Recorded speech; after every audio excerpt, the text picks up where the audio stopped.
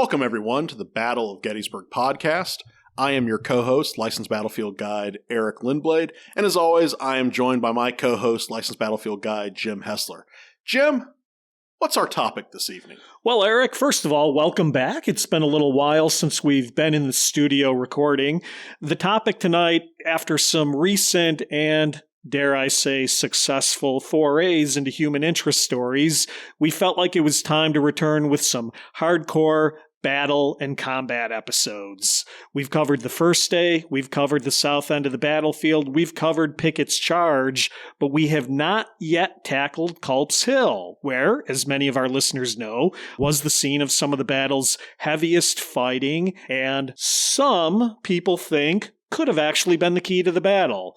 Well, Eric, no one is going to say that the Battle of Gettysburg podcast ignored Culp's Hill. So on this installment, we're going to tackle breastworks, Greene, Johnson, Ireland, Ewell, and all the gang on Culp's Hill, July 2nd, on the Battle of Gettysburg podcast. Eric, this is hard times on the right flank, and I'm calling it now. I'm predicting a 2-part episode. So tonight we're coming to you from a special location. Jim, could you maybe tell the listeners at home a little bit about where we're coming from tonight? Yeah, I mean, this is great. So we have new friends and new partners at Getty's Gear. Getty's Gear is a retail outlet located in the Gettysburg Village at 777 Baltimore Street here in Gettysburg. They're right across from the tour center. And Eric, dare I say, they are on the western slope of Cemetery Hill. So here at Getty's Gear, we are literally coming to you tonight from Cemetery Hill. Now, before I go on, Eric, I have to ask, is this good ground? It's very good ground. It's very good ground indeed. And here at Getty's Gear, I'll tell you folks, they sell all kinds of high quality products at reasonable prices. You got cigars, you got coffee, you got pottery, you got all kinds of apparel and accessories. And I am looking at bags of dog treats. So for the Bobo Sickles in your life, come to Getty's Gear at 777 Baltimore Street and get some dog treats. And you tell them Jim and Eric from the Battle of Gettysburg podcast sent you. And I should add, they have different size dog treats. So if you have a Bobo, they have things for that size dog. And if you have a Dandy, they have things for that. We can't leave out our good friend Dandy. No, we can't. So, folks, thanks again to our friends at Getty's Gear for opening up their facilities to allow us to record this 2-part episode, Culp's Hill, July 2nd. So if you are interested in being a sponsor or you want to reach out to us here, you can find us on social media, on Facebook at the Battle of Gettysburg Podcast, on Twitter at Gettysburg Pod, and on Instagram at the Battle of Gettysburg Podcast. You can also reach us on email at gettysburgpodcast@gmail.com. So reach out to us. We always love hearing from you here at the show. So Jim, do we have any other housekeeping or things we want to mention? Maybe, dare I say, championships that the podcast has brought home in recent times here as we are all anxiously awaiting this news? Oh, stop, Eric. I'm blushing. You had to mention this. Yes, I'm a little uncomfortable today because I'm wearing 10 pounds of gold as I podcast this episode. Woo! So, no, in all seriousness, since we were last in the studio, my publisher, Savis Beatty, publisher of many fine Civil War and historical books, had their annual Sweet 16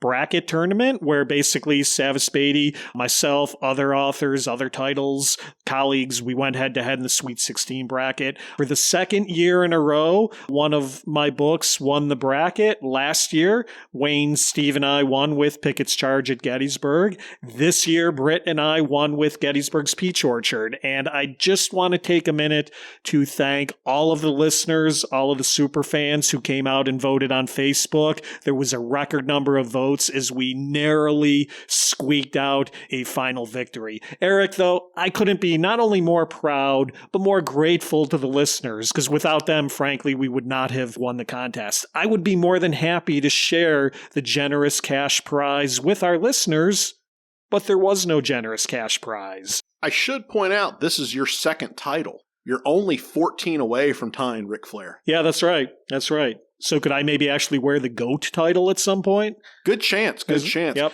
But as we speak, we are putting banners up in the Battle of Gettysburg podcast studios for our championships. It's going to start looking like Boston Garden here in a moment with all the titles. I like it. Yep, here at Getty's Gear right now, they are raising it up into the rafters. The future couldn't look any brighter for us. We have new sponsorships, championship belts. Eric, what could possibly go wrong here?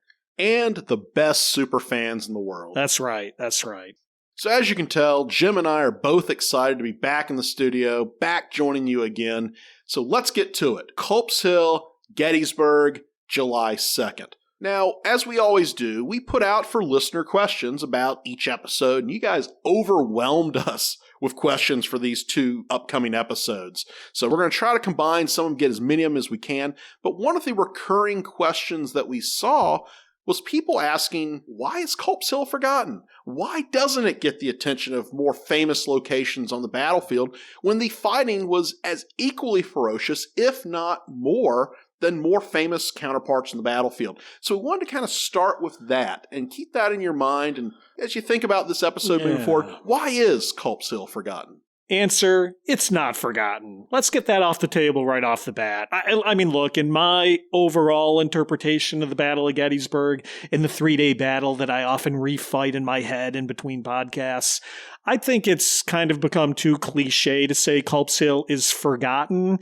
So I'm not going to use that word, forgotten. I will not use that word. But I do think, obviously, as anybody knows, it doesn't get the attention that the left flank deserves. You know, personally, I think that's for a number of reasons. I think, first of all, we have to remember from a historical perspective, Lee's main attack on July 2nd is directed against the Union left. My friends, these were not equal attacks. Longstreet was the main attack. Ewell was a demonstration to be converted into an attack if the opportunity arose. So purely from a military historical perspective, a lot of important stuff did happen on the Union left flank. But as Eric said, it did turn into heavy fighting on the right flank that hasn't gotten, I would say, the same level of attention. Now, I've got other thoughts on that, but Eric, what are you thinking right now? If you were a visitor to the Gettysburg battlefield, let's say 1875, you would have first come to where we're recording from right now. Getty's Gear? Not Getty's Gear. They weren't here just yet. Oh, okay. But on the side of where Getty's Gear is, you would have come to Cemetery Hill. You would have still seen the positions of Union artillery where they once were. You would have gotten a sense of this south of town. You would have then made your way over to Culp's Hill where you would have seen Union earthworks. You would have seen this battle-scarred trees. Right. Of course, as time goes on, breastworks fade away, scars heal. And also, access to the southern end of the battlefield increases. And folks, Culp's Hill, it's wooded. It's hard to get a sense of where you are and the battle lines moving compared to, say, standing on the top of Little Round Top. You can just envision the Alabamians and Texans coming towards you. So I think part of it's visually. Yep, I totally agree. And of course, we can't discount the impact of more quote-unquote pop culture phenomena in the Civil War that have focused heavily on the southern end of the battlefield, a little less on Culp's Hill. But just because it might be, some might say, forgotten, it's certainly been overlooked. This might be a little inside baseball. When we have to give our final oral test to become battlefield guide, we do have to include Culp's Hill. We sure do. So we remember it, we take it into account, but overall it does get kind of overlooked. Yeah, and skipping around a little bit here in time and place, because I want to back up to the veterans period, but since Eric, you raised the point about taking tours on the battlefield, there's no doubt today that because Culp's Hill is more or less excluded from the basic 2-hour battlefield loop, that does get a lot of overlooking from the average typical visitor that comes to the battlefield. So there's no doubt today that the way the park is set up, what we call the battlefield tour, it's basically just kind of an add-on. You know, you want the 3-hour tour, you can go to Culp's Hill, but the 2-hour tour, it's going to be first day Little Round Top, Pickett's Charge. So logistics today do not work in Culp's Hill's favor. I would also go back to what you said too about the breastworks and the trees. And again, people who studied, you were absolutely right, and people who have studied photography, will tell you, you look at a lot of these early photos and the cameramen were coming here, they were taking pictures of Culp's Hill and Cemetery Hill and that sort of thing. But over time, Little Round Top, for a couple of reasons, just took more prominence. I think a lot of that just goes back to just the stunning visuals you have there. And for a lot of visitors, especially first-time visitors, where's the one place they want to see? When you ask, hey, what do you want to see on this tour? What do they always say? Buford? No, I'm kidding.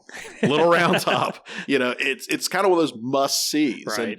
And I think we'll get into a little bit later the importance of Culp's Hill, because I think just because attention goes to one part of the field does not mean that the importance of another part of the field is lessened. Yeah. And when we do, quote unquote, the Chamberlain versus David Ireland stuff, I want to talk about that. One thing I would say, too, and anybody who thought this episode was going to be free of Dan Sickles, well, I'm sorry to disappoint you, because here's tonight's second Dan Sickles reference, since we've already mentioned the dogs.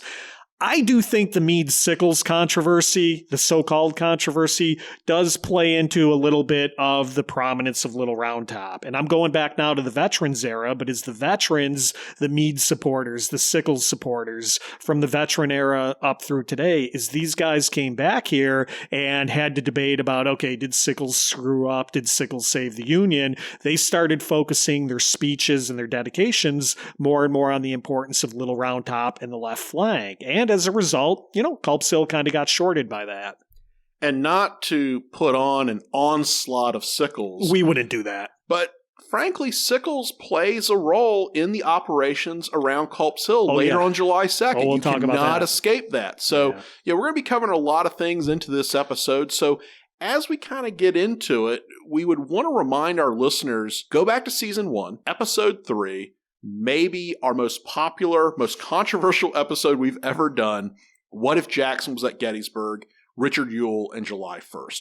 And we do kind of touch on Ewell's decisions with Culp's Hill. We kind of talk about how important would it have been if they would have had it, what might have happened.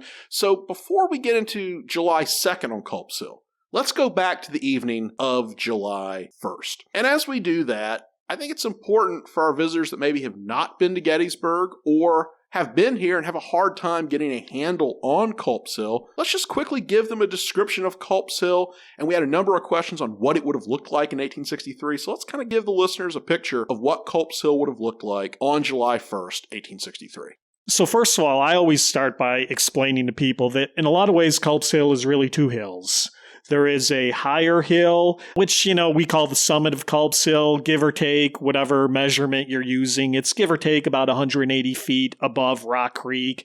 And then there is a smaller hill, which again is give or take about 80 feet or so above Rock Creek, with a saddle kind of in between this upper hill and this lower hill. We are bordered on the east by Rock Creek, which is heavily wooded today with a lot of undergrowth. But at the time of the battle, the woods were there, but they were more open and allowed more troop maneuver than what you would see today. Eric, you have any thoughts on that? I often tell folks, I describe Culp's Hill as Upper Culp's Hill and Lower Culp's Hill. I think that's kind of easier. And I often tell people, it's kind of like you said, it's a misnomer. When we say Culp's Hill, you think it's one giant hill. To get a sense of what Culp's Hill looks like, we have a number of resources. Matthew Brady takes photographs just days after the battle on Culp's Hill. We have a number of sketches and paintings by Edwin Forbes that shows you what it looked like. And keep in mind, too, as we talk about a lot of these locations on the battlefield, today we view them as battlefield. It's a place where people fought. But a week before this battle,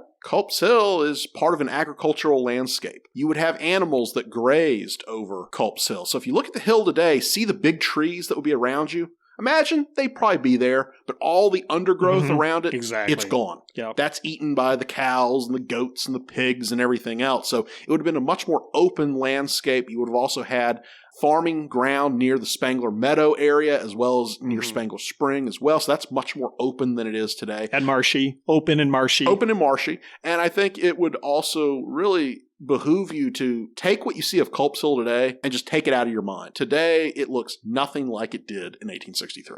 Yeah, great, Eric. And a couple more descriptions just to kind of get people into the moment here. So the distance between what we call the Upper Culp's Hill and Lower Culp's Hill is about a quarter of a mile. And again, as we said, there's going to be a saddle, a low ground kind of in between these two. Now, we talked about Rock Creek, runs along the eastern side of it. Eric also mentioned Spangler's Meadow. That is basically just on the south end of the lower hill. There's some woods around there, referred to sometimes as McAllister's Woods. And then near the lower hill, there is also a cleared 7-acre field on the northwest side that we refer today as Pardee Field. Now, that's really going to play more into the July 3rd story, but again, just trying to give people the complete picture here before somebody raises their hand and says, you forgot Pardee Field. No, we haven't forgotten anything today, my friends. How could we forget Pardee Field? Let's get into July 1st. As we all know, portions of the Army of the Potomac are forced back through the streets of Gettysburg back to Cemetery Hill in the afternoon of July 1st. When you're standing on Cemetery Hill, if you are a Union commander, you immediately notice the importance of Cemetery Hill. But in order to hold this position, we've got to hold the line south of Cemetery Hill, including Cemetery Ridge, down to the area ultimately to the Round Tops. But you look over and you realize I've got to hold Culp's Hill as well, because Culp's Hill is higher than Cemetery Hill. That is a problem. It also gives you a little bit of extra protection to the Baltimore Pike. And, I've had folks on tours ask me, what's the most important feature on the Gettysburg battlefield? And I have the same answer every time. It's the Baltimore Pike. It is Meade's lifeline. So a lot of the decisions they're going to end up putting troops onto Culp's Hill relate directly to the logistical needs of the Army of the Potomac and the Baltimore Pike. That's right. And I would say, if you want to give credit to somebody for first recognizing the need to put troops on Culp's Hill, it's Hancock. Absolutely. And I know we have a lot of Hancock fans in the audience. So remember when Hancock arrived on the field on the afternoon of July 1st, he assessed the situation. Of course, at that time, Howard was also rallying the troops after they have been defeated on the first day. But it was Hancock who realized good position, but easily turned. So he sent some of Geary's 12th Corps guys down to the area that we know today as Little Round Top, but he sent some of the 1st Corps over to Culp's Hill. And that really starts to begin the defense of Culp's Hill, where we have elements of Wadsworth's division, Cutler and Meredith's brigade, starting to occupy Culp's Hill at around 5 p.m. on July 1st. And probably the first Union unit on Culp's Hill proper, at least the highest element of it, would be the 7th Indiana of Cutler's brigade. Now, you're thinking, wait a minute, Cutler's brigade, 7th Indiana, what did they do on July 1st? I don't think of them west of Gettysburg, for good reason. They were detailed guarding wagons. They were not involved in the first day's fight. So essentially, they're fresh troops. They're fresh troops. Hancock needs fresh guys. So if you're sending anybody over there, let's send some fresh troops over. So the Hoosiers begin to march up the upper hill. Soon they're going to be reinforced by elements of Solomon Meredith's Iron Brigade as well. 7th Indiana is going to occupy the peak of the upper summit, with the bulk of the regiment facing roughly northward. The Iron Brigade units will be to their left. Eventually, Company B of the 7th Indiana was placed at about a right angle to the main line, facing Rock Creek to the east in a skirmish line. So just kind of give you a sense of that initial posting for them. Eventually, the 12th Corps would move into position protecting the eastern approaches of the hill on July 2nd, but on the night of July 1st, really only saw one company on the eastern slopes of the hill. So keep that in mind, one company on Culp's Hill. And we should point out, too, we didn't mention it in the description. We didn't talk a lot about the north slope of Culp's Hill. The north slope of Culp's Hill is probably the steepest and rockiest part of the hill. So, again, when you kind of think about this notion of could the Confederates have taken Culp's Hill easily on the evening of July 1st, one of the things you got to think about, they essentially would have been coming up probably the most difficult part of the hill. Now, of course, it didn't happen, and we're not going to get too into the weeds on that in this episode, but as Eric mentioned, the 7th Indiana, it was in fact Company B of the 7th Indiana that collided with a nighttime reconnaissance from General Edward Allegheny Johnson, a man that we're going to mention a little bit more on today's installment. Johnson sent a patrol, a reconnaissance, to see if the hill was unoccupied. They ran into Company B of the 7th Indiana. There was a little musketry, and that ultimately helped convince the Confederates, more or less inaccurately, that Culp's Hill was occupied that night in force. And this is one of those moments in the Battle of Gettysburg when we assess this event. We often look to the big moments. Sometimes it can be small actions that have a momentous impact on the overall battle. And this is one of those. What we're looking at is really a sharp little skirmish between one Union company of the 7th Indiana and a reconnaissance party. But think about the ripple effect that it's going to have. Mm-hmm. Now, that reconnaissance party, a couple of them are going to be captured. There's going to be some casualties. And what they're going to report to Edward Johnson is, hey, there's Union troops up there. Now, keep in mind, it's dark. These men are tired. They're looking at that north face of Culp Hill, thinking that's a bear to get up. They're thinking, you know what?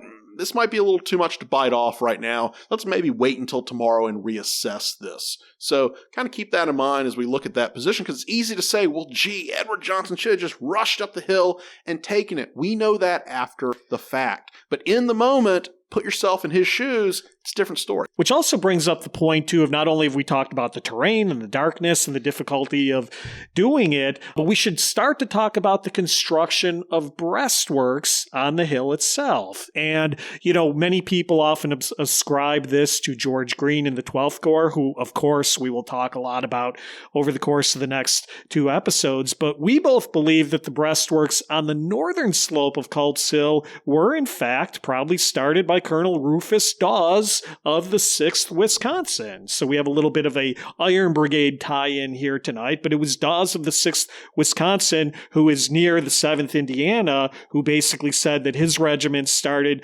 construction of the breastworks, and then that the 7th's Colonel Grover sort of stretched the works along his front. Other units then kind of take this up. So should we give a huzzah to the Iron Brigade for sort of starting the breastworks and the Union defense of Culp's Hill? I think we should. And I think this shows that, as you said, people often say it's George Greene that's to take credit. Now, what I would say of Greene is Greene takes this to a completely different level than what these initial breastworks would have been.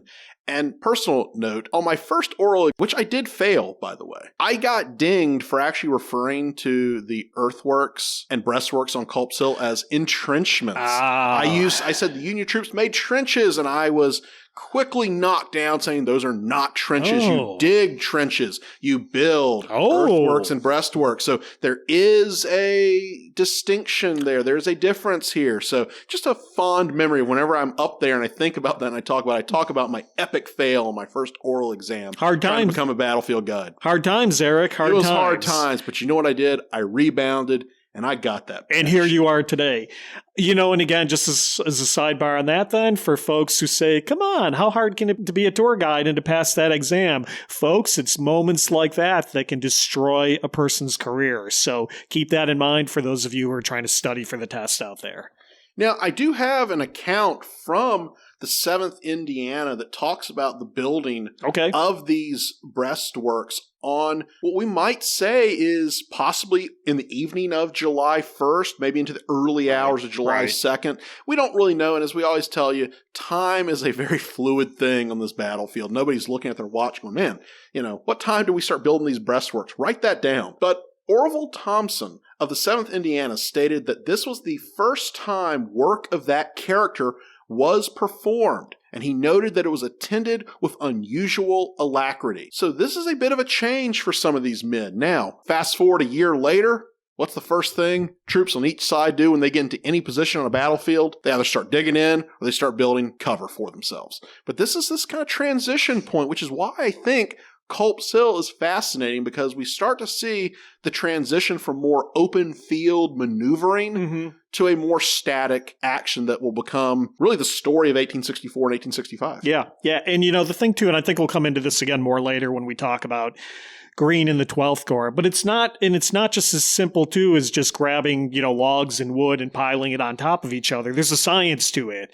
And they would top the barricades with a headlog that would basically protect the soldiers' heads while allowing them to fire from the slit between the headlog and the rest of the works. So again, people, there's science behind this. There's actual tactics. But as Eric said, the real problem is up to July 1st, 2nd, and 3rd, 1863, a lot of these guys guys didn't really have a lot of experience doing this. And that's something that I think we'll come back to maybe a little bit as we kind of unpack here. And not only do they not have experience, I believe I'm remembering this correctly, when they dedicated George Greene's monument on Culp's Hill, one of the veterans actually remarked that when Greene ordered them to do it, they were not happy by this. Yeah, right. They're saying, why are we doing this? This isn't our job. This is manual labor. This isn't what soldiers do. But he later said, when we look back on it, thank God we did it because it saved our bacon on July 2nd. Yeah, and I was thinking maybe Greene coming later in the story, maybe we unpack all of that a little bit later because, there's some controversy about who ordered what, and I know we had a lot of listener questions about that. But I think it at least speaks to the mindset of these guys that, frankly, you see it during the 7 days when Confederates are building earthworks around Richmond. They're saying this isn't the job for soldiers. This is menial labor. Yeah. So there is a mindset against this still that I think will change very quickly. But that's something to kind of keep in mind that today we look and they go, man, that's a brilliant decision. You would just naturally do this. Not necessarily in the moment. Well, and how many times on battlefield tours, I know it's happened to me many, many, many times, where, the visitor, the idea of the Napoleonic open field tactics and that sort of thing, and the visitor shakes their head in disgust and disdain and says, what were these people? Were they stupid? Why did they not fight like this? It wasn't how people were trained and conditioned to think. It's also a function of the weaponry and all of that stuff, but I don't want to get too far in the weeds on that stuff. But it's a different mindset, 21st century combat versus how they looked at things in the 1860s. So we're going to come back to the design of Greene's earthworks in a moment. But I think now let's double back to Richard Ewell and Robert E. Lee. The evening of July 1st, Robert E. Lee is starting to kind of think about, what am I going to do the next day? Lee wants to continue the fight. He knows that, but the question is, where exactly do I do that? Lee quickly realizes that probably the southern end of the Union line is probably going to give him much more of an advantage than attacking the area around Culp's Hill and Cemetery Hill. And one of those forgotten little notes in the battle is that at one point, Robert E. Lee actually orders Richard Ewell to pull his corps to the south, vacate the town, move to the south. Richard Ewell actually kind of talks him out of it. So that's something to kind of keep in mind, that it's Ewell that says, I want to keep my men where they are. Of course, this is going to play a role later in the day. And again, I know we did some of this in the Jackson episode, but when I look at Ewell in hindsight, I do not fault Ewell for his quote-unquote failure to take the hill, but I think if you want to fault Ewell in hindsight for critical mistakes, that sort of moment is one of them, because as Eric said, Ewell more or less persuades Lee that yes, we can take that position. But the other thing I just wanted to touch on that Eric mentioned, which again plays into the terrain, and as the morning of July 2nd progresses, Lee and Meade, both commanding generals, really start to consider Culp's Hill in that area for offensive operations and then turn their attention away from it. And again, why? Because of the terrain. Trees, rocks, the woods, the hills, the proximity to town, really the lack of positions from which the Confederates can use artillery to advantage, which is something that's going to play in when they launch the attack. The terrain in and around Culp's Hill ultimately is proved to more or less be not conducive for offensive operations. In hindsight, as a Monday morning quarterback, hard to believe things could have turned out worse for the Confederate Army if Ewell had just pulled back. But of course, we'll never know. And Eric, we don't do what if history on the Battle of Gettysburg podcast. Or do we? Season 1.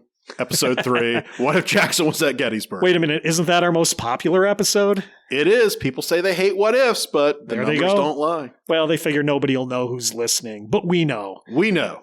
So we talk about offensive operations in the vicinity of Culp's Hill, and if we say offensive operations in the vicinity of Culp's Hill, we immediately think Robert E. Lee and the Army of Northern Virginia. But George Meade, on July 2nd, early that day, is considering offensive action in that area himself. In fact, he's going to order Gouverneur K. Warren and Henry Slocum to do a reconnaissance of the area to possibly see, hey, can I get at Lee's troops? If anything, my belief is he's trying to once again build more of a buffer between the Baltimore Pike and the Confederates.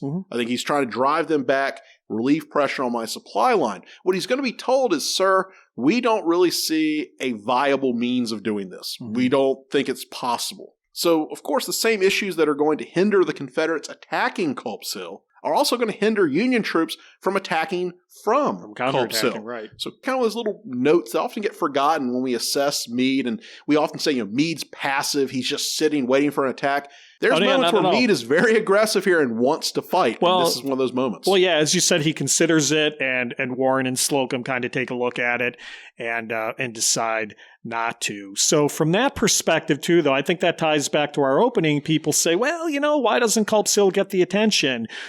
At the end of the day, and as this second day progresses, as I said at the outset, sorry, folks, but the commanding generals more and more turn their attention to the other end of the field. And again, that is going to play out. I'm sorry, but you don't see people saying in the report, Culp Hill was the key to my line. I mean, they don't say that. Lee doesn't say, when I lost Culp Hill, I lost the battle, that sort of thing. But again, because of the terrain, people are assessing it and saying, not a great place to really operate here. However, as the morning of the second day progresses and Meade decides to turn his attention elsewhere, obviously he is going to continue to bulk up the defenses in and around Culp's Hill. So we talked about the 1st Corps has been on the northern slope from the night before. The 1st Division of the 12th Corps has been around Culp's Hill, kind of in and around the eastern and the southern slopes of it. But as the morning of July 2nd progresses, Geary's men, who have been in and around the Round Tops, are going to be recalled from that area to come over to Culp's Hill. The 12th Corps will be reunited in that area, and will start to more build up kind of a more solid, cohesive defense. One real quick question. When Geary's men leave their position near the Round Tops, whose corps was supposed to fill in that spot for them? I'm drawing a blank here. Do you have a sense of who it might be? Yeah, I would have to look in my order of battle. Maybe it was the 3rd Corps. Maybe it was that Sickles guy. I don't remember, Eric. I'd really have to look that up. Maybe it was Sickles in the 3rd Corps. # Sickles onslaught. Now, I should add, when we talk about the defenses of Culp's Hill, I always make the point of when you look at what Meade is thinking and where he's putting a lot of his pieces of his army, he's focusing a lot of attention on the Cemetery Hill area and the Culp's Hill area. And it's not just those two hills that are part of the defense. You've got Powers Hill, eventually going to have Union troops almost to Wolf's Hill. Right. As I say, it's almost the redundancy that if we lose Culp's Hill, we can still control the Baltimore Pike and protect it. So Meade is putting a lot of attention into his, what we'll eventually call the fishhook line, but there's more than just that fishhook. There's almost this kind of line that runs behind it in case you lose part of it, which, what's Meade's background? An engineer. Yeah, right. What do engineers do? They design redundancy after redundancy after redundancy to prevent structural failure. Yeah, right. Which is what Meade is doing with his lines. I think it's something to kind of keep in mind when we look at the Culp's Hill area. It's not just Culp's Hill, it's part of the defense there, but it's the other areas too. Yeah, it is. And really, that whole area, when you start bringing in Wolf's Hill and all of that, the line really looks more like a horseshoe than a fishhook.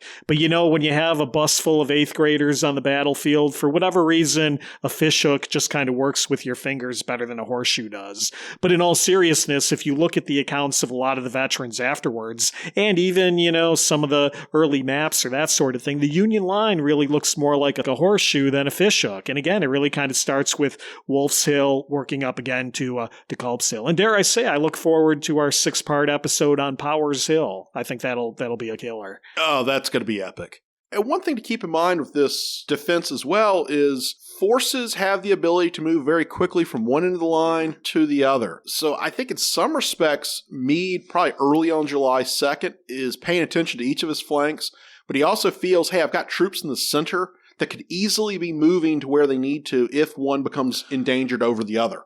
Which, what's he going to do later in the day? Yeah, I know, right? I might qualify easily and quickly because obviously it's going to take some time to do that, as we'll see later when we try to pull troops off of Culp's Hill. But the whole point, we've talked about the importance of the Baltimore Pike as obviously a supply line and a lifeline. Remember, folks, too, that the quote-unquote horseshoe/fishhook gives me the advantage of interior lines. So not only do you have the Baltimore Pike, but you have places like Granite Schoolhouse Road that can connect the Baltimore Pike to the Taneytown Road, which is, two of the main roads behind the Union lines at this point. So when you have units like the 5th Corps getting onto the battlefield, initially Meade is kind of positioning them more or less in the lower center along the Baltimore Pike so that they can shift from one end of the line to the other. So again, another advantage of not only holding Little Round Top, but of holding Culp's Hill and Cemetery Hill is this use of interior lines. On the morning of July 2nd, there's a lot of movement along the Union line, troops being moved in and out of positions as the fishhook begins to take shape. So, Jim, let's get the Union line on Culp's Hill into position and then talk about some controversy that might come later. As we said before, Brigadier General John Geary's division of the 12th Corps had been around the Round Tops, give or take sometime around 5 a.m.-ish, while Dan Sickles is still sleeping in. Geary received orders to kind of reunite with the 12th Corps over around Culp's Hill. Alpheus Williams's 1st Division is then more or less going to be ordered onto Geary's right, and his 12th Corps commander, General Henry Slocum, understood he was commanding the right wing, so he put Brigadier General Williams essentially into command of the 12th Corps. This then is going to cause Brigadier General Thomas Ruger to take command of Williams' division, and Colonel Silas Colgrove is going to assume Ruger's brigade. Eric, you think with all those movements there, you think we might have some command, control, communication issues coming in later on? Just a little bit. Maybe, but we don't want to spoil that too far in advance. So again, as we said also too, the 5th Corps is starting to arrive on the field. They're along Rock Creek on the Baltimore Pike to initially support the 12th Corps as needed. The 5th Corps will get their orders to move into the left flank much later in the day. Right now, they're supposed to be supporting Slocum. So in Geary's division, Geary has got 3 brigades. He has Colonel Charles Candy's 1,800-man brigade. He's got Brigadier General Thomas Kane's 2nd Brigade, and last but not least, we've got the 3rd Brigade under 62-year-old General George Sears Greene. Greene is going to place his line facing the east, the eastern slope of Culp's Hill, basically stretching from the right of the previously mentioned 7th Indiana. So we're going to have the 78th New York near the summit, followed by the 60th, the 102nd, the 149th, and then last but not least, the 137th New York, stretching Greene's line to sort of the edge of this low saddle that we talked about earlier. So you with me so far, Eric? We got Greene's brigade facing east, reaching from the top of the hill down to the saddle. And once again, listeners at home, if you're having a problem following us, just use your maps you have at home. We'd recommend, once again, Phil Lano's Campaign Atlas. Good resource for you as you're following at home. Yeah, you got it. Phil Lano's Campaign Atlas. Again, as I've said on prior installments, I have the 1st edition. I don't know if the page numbers are off in future, but go to page 263 and you'll see a nice map of that. So next to Greene, we're going to have General Kane's 2nd Brigade. They're going to extend from Greene's right across the saddle to the crest of that lower hill. Now, Kane's brigade, I should mention, is commanded that morning by Colonel Charles Cobham. I think there's only about 700 men or so in the ranks, and they're going to basically also fortify their front line with fallen earth, stones, timber, and things of that nature. Last but not least, in Geary's division, Colonel Charles Candy's 1,800-man brigade will for now form a support line behind Greene. We're talking the 5th, the 7th, the 29th, the 66th Ohio. Shout-outs for our listeners from Ohio, like Superfan Phil, along with the 28th and the 147th PA. Candy's men are going to stack arms, rest, and to some extent help Greene's men later on build the breastworks. So what we're seeing forming right now is a pretty formidable line on Culp's Hill. We've got supports, we're having earthworks being designed and built, and this is, I think, bringing us to one of the big controversies in this time on the battlefield relating around the breastworks themselves. So we did have a number of listener questions, generally speaking, around the breastworks, who ordered them, when were they put in, the traverse, a number of items focusing on this. So let's kind of delve into this controversy a little bit. Who deserved credit? Because we like giving people credit, credit and blame. Who deserved credit for this? Yeah, again, great question from, as Eric said, from a number of listeners on Facebook. For you, the home listener, we did dive into some of the primary accounts on this to try to answer that question to the best we can. So who deserved credit for the breastworks, since, as we said, it was not a standard procedure? At different times, Slocum, Williams, and Greene have all been given credit for it. And as we often say, success in life tends to have many authors. But I think for the most part, history kind of gives it to Greene. Greene wrote in Battles and Leaders, "The breastworks were constructed under my immediate direction. Orders were given to throw up breastworks as soon as the troops came online." So notice it's kind of a very dry, clinical explanation. Greene says it was my direction. Orders were given. But, it's not really clear who's giving or receiving said orders. If we're looking at the genesis of this, who really starts it, we could maybe look at Rufus Dawes. We could look at the 7th Indiana. So as these 12th Corps units are coming in, they're already seeing guys building up there. So maybe the natural action is, well, if they're building, let's just continue this. And if you're going to put somebody in charge of these works and designing them, why not have a trained engineer do it? And who's a trained engineer up there on Culp's Hill that might give a sense of how to build this properly? Yeah, that would make too much sense. Captain Louis Stegman of the 102nd New York. What he said was, and I quote, "While resting, an order came to build breastworks. It is said that General Geary objected to it, but General Greene persisted. The men who fought here may thank God for that persistence."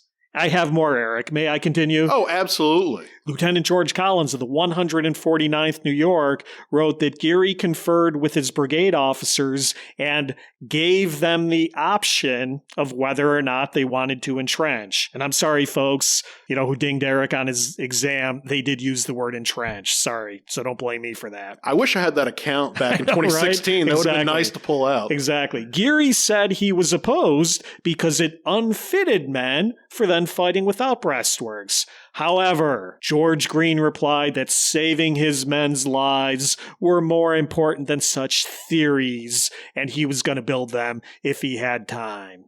Captain Charles Horton, Greene's adjutant, more or less confirmed that. He said no orders were given to entrench, but permission was given by the division commander to his brigade commander. Greene then availed himself of this permission, traced out a line of breastworks along his front. Candy did not, and I don't really know what Kane did, is basically how Captain Charles Horton told John Batchelder. John Geary kind of looks like an idiot at this moment, sort of saying, hey, don't build these, it's going to reduce your ability to fight. And there's some evidence that he also at one point says, yeah, breastworks are great. What good did they do us at Chancellorsville? So there's still thinking in the mind of, hey, are these things really worth the effort to do? Are they really going to protect us to that extent? So I can kind of see it both ways. Yeah. But I think it's easy to sort of play George Greene, the hardened regular soldier, against John Geary, the political general. Yeah, and people love stories by nature where the subordinate is smarter than his superior. I don't take Geary to task too much for this stuff. Look, my kids today laugh at me because I used to use dial-up to get on the internet. I mean, you kind of just don't know what you don't know. I think from Geary's perspective, as Eric said, I'm sure any battle-hardened commander could probably find previous examples where breastworks or field fortifications didn't make a damn bit of difference. So maybe a guy like Geary has legitimate reason to be skeptical. And not only that, if you're building these, that takes effort. And even though you got thousands of guys doing this, go dig earthworks for a couple hours. Go chop down some trees. Go move wood and see how you feel. Mm-hmm. You're wearing your men out that could play a role later in their combat performance. Hell, most of our friends on Facebook talk about being exhausted from just cutting their grass. Imagine digging ditches on Culp's Hill. Oh, I'm sorry, they didn't dig ditches. There wasn't entrenchments. See, now I can't get that anecdote out of my head. It's a good thing we already have our badges. We don't have to go through this again. Now we can say what we want. So I don't know about you. I'm going to say I think the officers confer. I think Geary more or less says, look, if you want to build some fortifications, go for it. I think Greene, as you said, being the trained engineer, says, yeah, hell yeah, I'm going to do it. And as we know, it's going to save some bacon on Culp's Hill. And maybe this might be a good time to give our listeners a sense of what this actually looked like. Because sometimes when we say earthworks, we say breastworks, we say fortifications, we think of almost a straight line. Mm-hmm. And really, that's not the way you design these. If you ever want to get a real sense of this, look at some of the aerial photographs they took during the First World War. Yeah. And you'll see what almost looks like a saw blade. It's not a straight line. You don't want straight lines because they're easily outflanked. And if you have that situation, you're going to get enfilade fire being poured right down those works on you. So you want to have almost V shapes here and there with occasionally things called traverses, which we'll get to in a moment. When I look at the accounts on July 2nd, I don't think the construction of the works on Culp's Hill was this one massive movement. Mm-hmm. I think it's going to be stops and starts. I think what we see is that probably Upper Culp's Hill, I believe those works were completed before what we'll see going on in Lower Culp's Hill. Certainly already started. You know, and also they're there first. They have more time to do this. But I think Green, as an engineer, going back to my point, you don't want straight lines. What you want is what we today would call converging fields of fire, where you basically just need to fire into a general area and you're going to cover that area because you want to put as much firepower on your opponent as possible. Well, you know, and a couple things I'll add to that is you mentioned earlier, I mean, first of all, we have photos taken immediately afterwards. So, you know, maybe we should post some of those photos on Facebook afterwards for anybody who might not be familiar with them.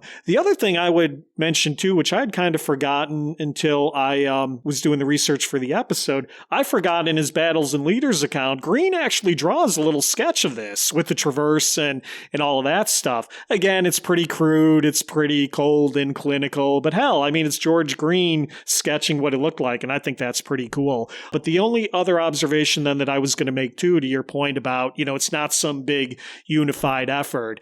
Every brigade is on their own hook. So it's not Geary, it's not Slocum, it's not guys like Williams walking up and down the line saying, heave ho, man. Every brigade is on their own hook. As we read in the one account, Green has obviously taken a vested interest in what he's doing. But, you know, again, I'm not sure that Cobham and Candy and all those other guys are. Again, it's every brigade on their own hook. And I think that makes a difference. And one of the factors we have to look at when we assess the effectiveness and level of construction is the fact that after the battle, these works have been essentially torn down and eroded and rebuilt. So let's think about in the moment. I think the defenses along Green's line, I think, would have been much more stout than probably what we would have seen on Lower Culp's Hill. Mm-hmm. And this is kind of one of my theories on why Green builds the traverse, is if he's looking at his defenses, I'm looking at what those other units are doing. Maybe they're not to the level I have. Yeah, right. I look at the nature of the ground. They can easily be outflanked. I can't assume they're going to be able to protect the flank of my brigade. Mm-hmm. So I need to have a traverse there that if they do have to fall back, there's a defensive work there. Or if I need to refuse my line, I have works to protect it. Once again, engineers love redundancies. So I don't think this is simply Green saying, hey, this is just what I'm building. I think he's looking at the situation and reacting to it. I think more or less agree with that too. I think ultimately the decision to build the so-called traverse is, as I said, because each brigade is kind of operating on their own hook. Green is worried about his guys. He's worried about his right flank. So he's going to basically put a line here, refuse that flank through the saddle, which again we call the traverse today. The other thing I just wanted to mention too, because as battlefield guides, people will often ask, you know, is that line that's kind of running up the eastern slope today of Culp's Hill, does that actually mark the line of breastworks? And again, the answer is yeah, it's supposed to. The first Park Commission planted grass seed on what was remaining of the earthworks to help protect them for future generations. So, you know, you've got natural erosion, uncontrolled tree growth, people walking on them today that are really kind of beating them down, but that is supposed to represent the original line. And not only that, farmers and landowners there pulled a lot of the wood out of the works that were used, a lot of that cordwood. They're going to use it for something else. Oh, yeah. So when you take that, the structural integrity of it's gone. Oh, yeah. So it just collapses into this mound of dirt. So, I mean, we have the Battlefield Commission rebuilding them. We know the CCC does some work. So, as I always say, look at the photos that we have, look at the descriptions we have, the paintings and engravings. That gives you a sense of what they look like. Don't necessarily look at what it is today. Oh, hell no. You know, no, but what's there today gives you a general idea of where they were. And it's a common question you get whenever you take somebody over to Culp's Hill. And one of the questions we had from a number of folks is, where exactly was this traverse? Now, I'm sure if you brought in 20 battlefield guides, we would all have a slightly different take on where the Traverse is. Generally speaking, on tours, when people ask me where the Traverse is, by this point, we're usually by the monument to the 137th New York. What I would recommend is walk down to roughly the right flank marker of the 137th New York, just slightly beyond it.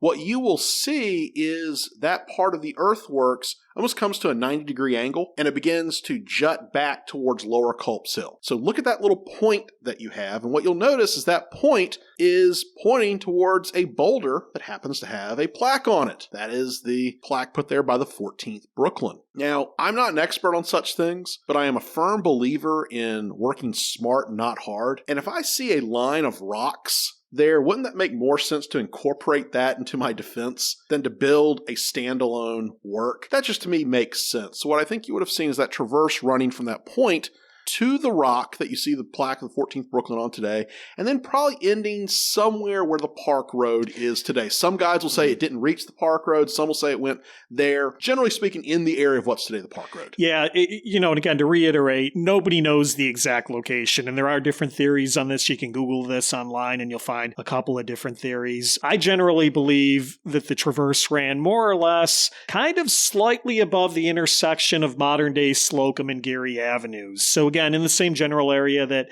Eric is talking about. And when I was in my formative years as a battlefield guide, I was always led to believe that the rock today where the 29th Pennsylvania secondary monument is, so we're not talking about their big monument on Lower Culp's Hill, we're talking they kind of have a secondary one kind of in and around the Saddle and Party Field, that area. But I was always under the impression that the rock where the 29th PA secondary monument is probably roughly, give or take, marks about the end of the Traverse. So again, nobody knows the exact location, but we're in the general area. So having gone into, I think, some pretty deep detail on the fortifications and earthworks that are on Culp's Hill and the Traverse and all the controversy around it, let's now kind of flesh out the rest of the 12th Corps' line. And Jim, I think you got some information on that. Yeah, I do. So, I'll try to keep it simple, but Williams' division, who we referred to earlier, then basically forms in two lines on Kane's right. You're basically looking at McDougall's roughly 1,800-man brigade stretched from the top of that lower hill to its southern slope. We're talking about units like the 123rd New York, the 46th Pennsylvania, the 3rd Maryland, the 145th New York, the 5th Connecticut, the 20th Connecticut.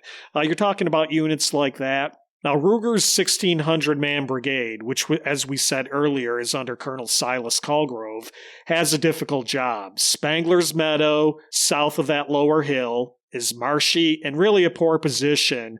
So Colgrove is going to place the balance of the brigade about 100 yards south of that around McAllister's Woods. Last but not least, now we're going to have Brigadier General Henry Lockwood's 1st Maryland Potomac Home Brigade with the 150th New York. They're going to arrive around 8 o'clock a.m. And we got a problem here, Eric, because Lockwood outranks division commanders Ruger and Geary, Ruger being temporary. So Lockwood is going to basically be considered an unattached brigade, and Lockwood's going to be placed on the right of Colgrove's line. And Eric, the reason that I wanted to go into this, people were going to say we forgot him if we didn't, but more importantly, by noon, you've got somewhere in the vicinity of about 8,600 Federals, Union troops, stretched from that 1st Corps line on the North Crest, down the hill, through Spangler's Meadow, and over to McAllister's Woods.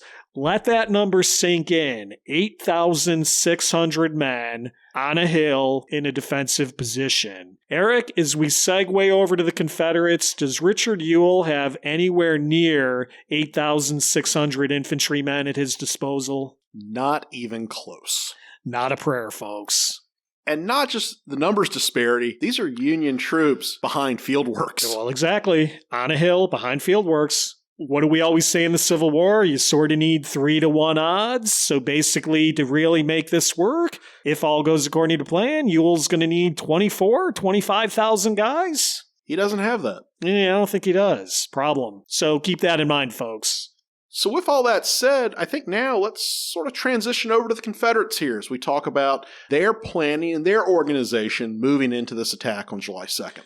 So, Eric, which division commander in Ewell's Second Corps is going to have the biggest impact on the fighting at Culp's Hill? Of course, this is Major General Edward Johnson, which is a name that a lot of Gettysburg aficionados know. But how much do we really know about Edward Johnson? He's not a guy that we often give a lot of human interest stories about and really focus much on. He's there, but that's kind of it. Now, Johnson was born on April 16th, 1816 in Chesterfield County, Virginia, but his family soon moved to Kentucky. So if I would ask most folks that are listening, name 2 famous Kentuckians at Gettysburg, who would you initially say?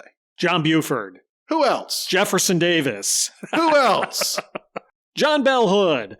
But to our fans listening in the bluegrass state. And do we have any listeners in Kentucky? I was waiting to ask that question. We do. Funny you should ask. We're in all 50 states and 51 foreign nations right now. Excellent. Welcome, Kentucky. Welcome back. So Kentucky can claim, I would think, Edward Johnson to this. He's raised there. Of course, he is going to attend West Point, and he's going to graduate in 1838. He's going to be commissioned a second lieutenant in the 6th United States Infantry. He's going to see action in the Seminole Wars. He's going to see action in the Mexican War, where he's going to distinguish himself quite a bit. Later, he's going to return back to the western frontier, serving in the Dakota Territories, California, Kansas, and in the Utah expedition. So this is a battle-hardened guy. He's seen a lot of action. You would say he's a pretty experienced officer, all things considered.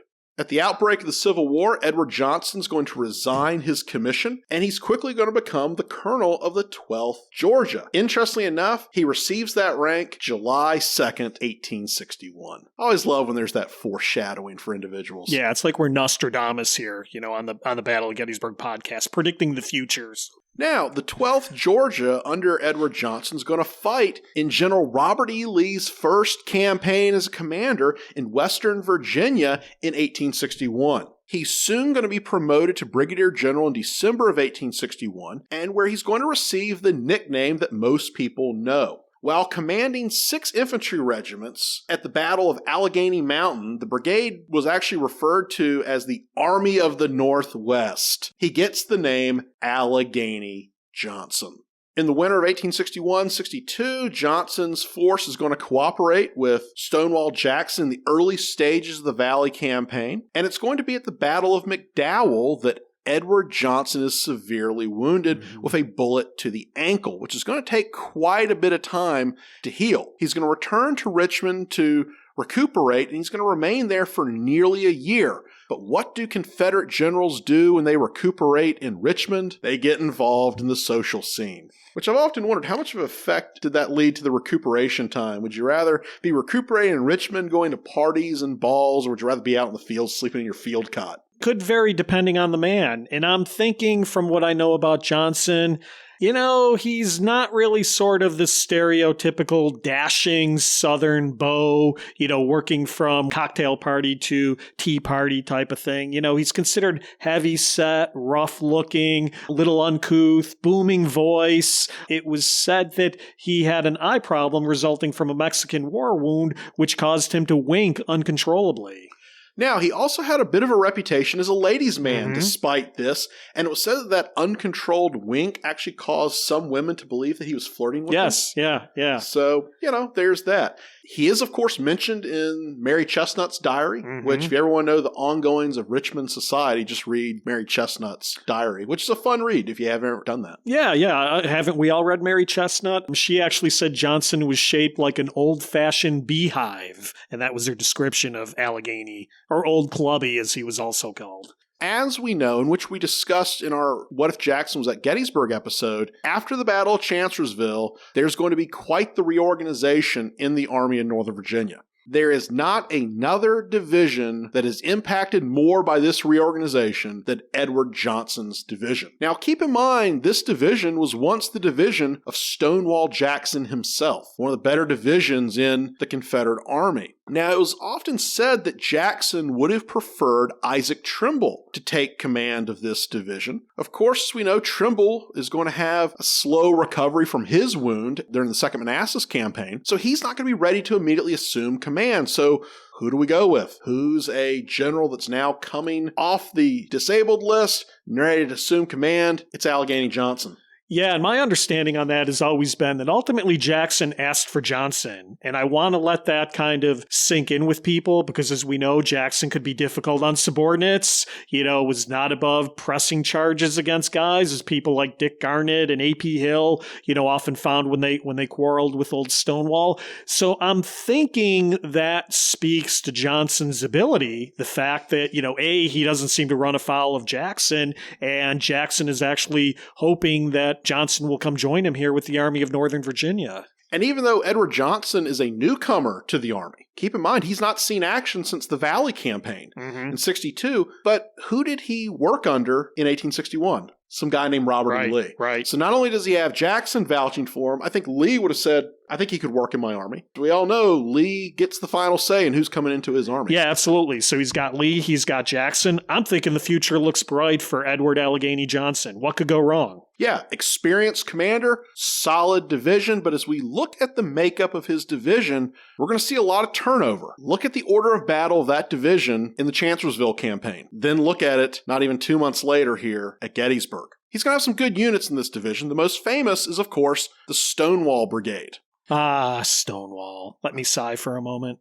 Many of our listeners will know the commander of the Stonewall Brigade, Elijah Paxton, is killed at Chancellorsville. In his place is going to be James Walker, who had commanded brigades at Antietam and Fredericksburg, but is going to be new to the Stonewall Brigade, so could be a little bit of a learning curve and feeling out here. So the Stonewall Brigade is getting a new commander.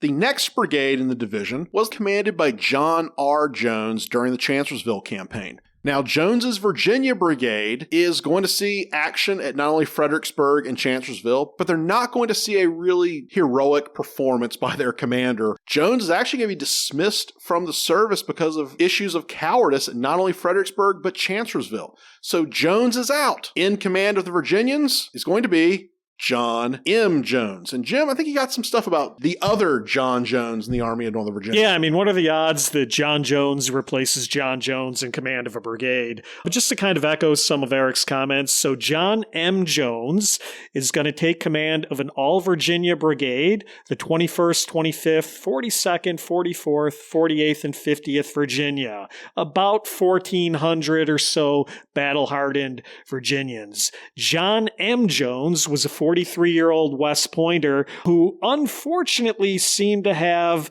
a heavy drinking problem. Actually, going back to West Point, he had earned the nickname Rum Jones among his classmates. Now, John M. Jones seems to be a generally good officer. I think primarily prior to Gettysburg, he's mostly serving in staff capacities and that sort of thing. But this drinking problem seems to be an underlying issue that's going to hinder his career mobility. And as a result, John M. Jones had never really commanded in combat before the summer of 1863. And I'm pointing this out for a reason, because I think we're going to see in John M. Jones at Gettysburg and afterwards, I feel like I'm seeing a commander who feels like he's got something to prove. Now, Lee had reportedly written to Jefferson Davis, should Jones fail in his duty, he shall instantly resign. So again, it almost feels like you've got this guy who's trying to prove that he can overcome his drinking problem. So that is one of the brigades under Edward Johnson here on Culp's Hill, the brigade of John M. Jones, all Virginia, about 1,400 men. Now, the next brigade in the division that was once commanded by Raleigh Colston. Colston does not leave much to be desired by his Chancellorsville performance, and as we see in the Army of Northern Virginia, if you don't perform well, guess what happens? You get the boot, you're out. Now, this brigade has a number of issues. It's one of the few mixed state brigades in the Army of Northern Virginia. Most of the brigades are a Georgia brigade, a North Carolina brigade, a Virginia brigade. This was a mixture of Virginia regiments and the 1st and 3rd North Carolina. Now, I know I am not the most objective when it comes to this subject, but there is going to be a rivalry between these two states, and there's a lot of dysfunction in this brigade. Robert E. Lee has a dilemma. Do I put a North Carolinian in command of this? Well, the Virginians are going to hate that. If I put a Virginian in command, well, the North Carolinians are going to hate that. So what does Lee do? Actually, I think a pretty shrewd move, actually. He's going to assign the 1st Maryland Battalion to the brigade under the command of George Stewart, a Marylander. Stewart will take over command of the brigade. Stewart has a reputation of being a bit of a disciplinarian. He's a professional soldier. Right. good fit to try to whip this brigade into shape. And as we're going to see, they actually perform fairly well on July 2nd, as we're going to see.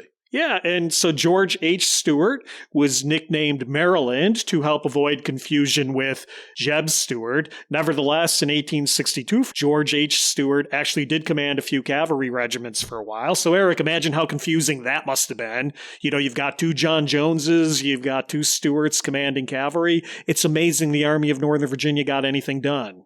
At least they spelled their last names differently. Yes, true too. So again, nicknamed Maryland Stewart, as Eric mentioned, he is an old Army regular, a West Point graduate, class of 1848, who had resigned after Fort Sumter. Seems to be a little eccentric. There's a story that as the command crossed over into Maryland, he dropped to his knees and kissed his native soil. Quote, "We love Maryland. We felt she was in bondage against her will, and we burned with desire to have a part in liberating her." I don't know what it is about people from Maryland, but they're just so devoted to that home state. It is crazy. George Stewart was wounded at Cross Keys and then again moves into the Army of Northern Virginia. So to your point, a lot of newcomers here in the command structure of this division. Now, the last brigade in the division is a Louisiana brigade. Not that Louisiana brigade, another Louisiana brigade. Now, their commander was Francis Nichols at Chancellorsville. Nichols is going to be severely wounded. He's going to lose a foot. So this command is going to be temporarily under the command of Colonel Jesse Williams of the 2nd Louisiana. He's going to be the acting brigade commander. Now, this is an interesting little note. As I was researching this brigade a little bit more, I noticed a familiar name that's going to take over for them briefly in the fall of 1863. It's everybody's good friend, Alfred Iverson. So everybody thinks, after Gettysburg, Iverson's ousted and away he goes to Georgia. He's actually going to have a temporary appearance in brigade command as sort of a placeholder or a caretaker of this Louisiana brigade for a brief time in the fall of 1863. No kidding. So a couple things I just want to add on that. Brigadier General Francis Nichols' brigade, about 1,100 men, as Eric mentioned, all Louisiana, 5 Louisiana regiments, but commanded here at Gettysburg by Colonel Jesse Williams. Williams is 32 years old, seems to be experienced at the regimental level, but it's telling that when Nichols was wounded, Lee looked for options besides Williams. So there doesn't seem to be a whole lot of faith here in young Colonel Jesse Williams. Even though General Nichols is not here at Gettysburg, he has what is perhaps one of my favorite Culp's Hill anecdotes that I often use. When Nichols ran for Louisiana governor in 1876, his campaign motto was, "Vote for what's left of General Nichols." So we just had to work that in somehow. So as we sort of finish up with Johnson's division, new brigade commanders, new division commander. On top of that, there's a new corps commander. So we've got leadership changes all over the place, and that's not counting the changes that are going to be coming into companies and regiments as well that often don't get looked at, but are going to be equally as important, I think, at times. Yeah, no doubt. So not only do you have the command and control issues, I just want to return back to the numbers a little bit. So at full strength, Johnson's division would have been about 6,400, 6,500 guys. But guess what? One of those brigades that we just talked to you about, Walker's Stonewall Brigade, is going to be detached to watch out for Union troops coming in from the east, and Walker is not even going to participate in the assault on Culp's Hill. So, what starts out as 6,400 guys is going to be give or take about 4,600 guys when the action gets started. And it's not only the diminishing of the numbers of the division, but some would argue at this time, maybe the best brigade in the division is being pulled off. This was basically your A-team brigade is being pulled off to Brinkerhoff Ridge and isn't going to play a role in this at all. Can I just sigh and say, the Stonewall Brigade one more time, and then we'll move on? I should note, for almost all of these units and a number of the individuals involved, they're going to have a really bad day at Spotsylvania in May of 1864, where basically the division is almost destroyed. So if you ever want to know a post-note on a number of these individuals, just go to Spotsylvania Courthouse and you'll sort of see the end of the road for a number of them. Yeah, I'm glad you mentioned that, Eric, because I had that in my episode notes as well. At Spotsylvania Courthouse, Johnson's going to be captured, and Colonel Williams, who again is temporarily commanding Nichols' brigade at Gettysburg, Colonel Williams is going to be shot and killed in the same action. And not only that, John M. Jones is killed at the Wilderness. Yep. Yep. So we have this division that really by May of 1864 almost ceases to exist. Yeah, I'm really not being lighthearted when I say hard times in their future. Hard times. So now that we've introduced the players, so to speak, what are the orders that Ewell is given and ultimately that Edward Johnson is given for their role on July 2nd at Culp's Hill? So again, not to belabor this because we've covered it a little bit in other episodes, but focusing a little more on this end of the field. Remember, starting with Robert E. Lee, he had said that it was determined to make the principal attack upon the enemy's left, gain a position in which Longstreet is basically directed to lead this main attack. In the center, General Hill is going to threaten the enemy's center to prevent reinforcements from being drawn to either wing. But on our end of the field, General Ewell, quote, was instructed to make a simultaneous demonstration upon the enemy's right to be converted into a real attack should the opportunity offer. So Ewell's orders are not to make a full-fledged attack, just demonstrate, convert it into a real attack should the opportunity offer. So Ewell is obviously being given some discretion there. Now, what Ewell says in his report is the following. Quote, meantime, orders had come from the commanding general for me to delay my attack until I heard General Longstreet's guns open on the right. End quote. So I'm going to pause there, you guys, and just make sure you appreciate that. Ewell is now basically told, wait until I hear Longstreet open up. And you see a number of accounts of this from the rank and file of the Second Corps saying, oh man, we were basically just sitting around all day now waiting for something to happen. It's hot. We're wondering what's going on. And as the hours are ticking by, they're not hearing Longstreet kick off until about 3:30, 4 o'clock when the artillery and then Longstreet's attack on the left proceeds. And I've often thought with that, these guys are in position waiting to go in much earlier than they did. And I kind of equate it to you're waiting for your friend to pick you up to go out and they're late and you're just waiting. You start looking at your phone, you watch TV, and then all of a sudden they arrive and you're like, oh gosh, I got to get ready here. You become kind of complacent. And as to Jim's point, to expect these guys to be ready to go on hours on end, that's just not reasonable. It's hot. They're going to fall back into the woods. They're going to sit down. They're not going to stand the whole time. So when Longstreet does finally open up, you got to get these guys back in the ranks. You got to get them organized. You got to get them ready to go.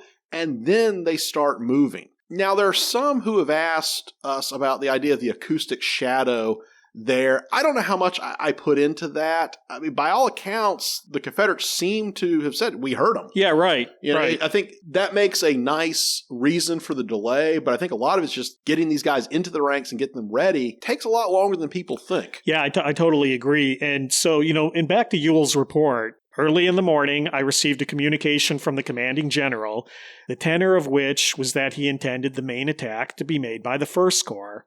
And this is an important part, guys. And, quote, wished me, as soon as their guns opened, to make a diversion in their favor, to be converted into a real attack if an opportunity offered. And I point that out, guys, because sometimes people will say, I don't really know what a demonstration means. Ewell classifies it as a diversion. We're making a diversion to basically try to support Longstreet in the main attack. So back to Ewell's report, he says, quote, I made the necessary preparations, and about 5 p.m., when General Longstreet's guns opened, General Johnson then commenced a heavy cannonade from Andrews' battalion, end quotes.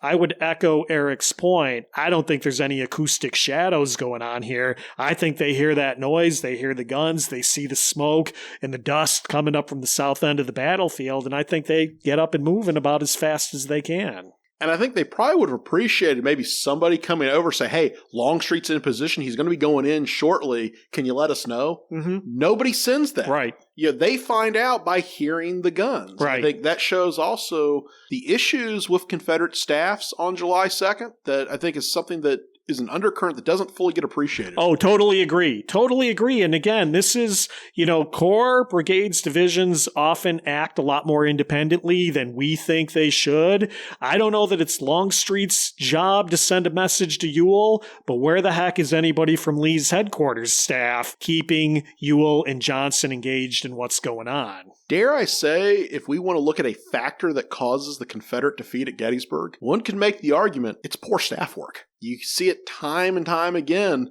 at this battle. And that says a lot about ultimately who's responsible for that. It's Robert E. Lee. So with that said, we've got the forces in position. So this is where we're going to cut the episode. We'll pick up the story in part 2, which is going to involve the fighting itself. Because we felt that if we kind of went too far, this thing's going to go on a little bit longer than we kind of hoped for. Yeah, it's 4 o'clock in the afternoon, July 2nd. Longstreet's attack has begun. Ewell's men can hear it. Ewell's got to make a diversion. That's where we're going to leave off. So as we put a bow on the episode here, we do want to thank some folks here. One, we want to thank our friends at Gettysburg for graciously hosting us today as we record this episode. Literally, we could not have done this without them. No, we could not have. Thank you. Thank you to them. Next time you're in Gettysburg, certainly check them out. They've got a lot of great stuff here, so we want to certainly have you show them some support for supporting us. And that's Gettysburg at 777 Baltimore Street. They're in the old Gettysburg Village across from the Tour Center. I want to remind you where you can find us on social media. You can find us on Facebook at the Battle of Gettysburg Podcast, on Twitter at Gettysburg Pod, on Instagram at the Battle of Gettysburg Podcast, and you can email us at gettysburgpodcast@gmail.com. So certainly if you haven't, like us, follow us on social media. Also, if you can do us a big favor, please write us a review on the podcast platform of your choice. I know we harp on this. We say it almost every episode.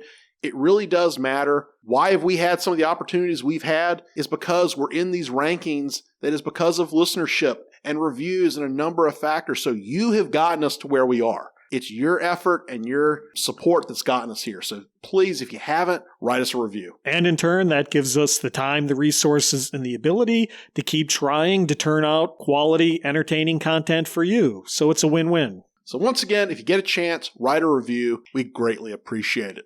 Of course, we want to thank you, the super fans, for everything you've done for us. Thank you for listening. This is the Battle of Gettysburg Podcast. Take care.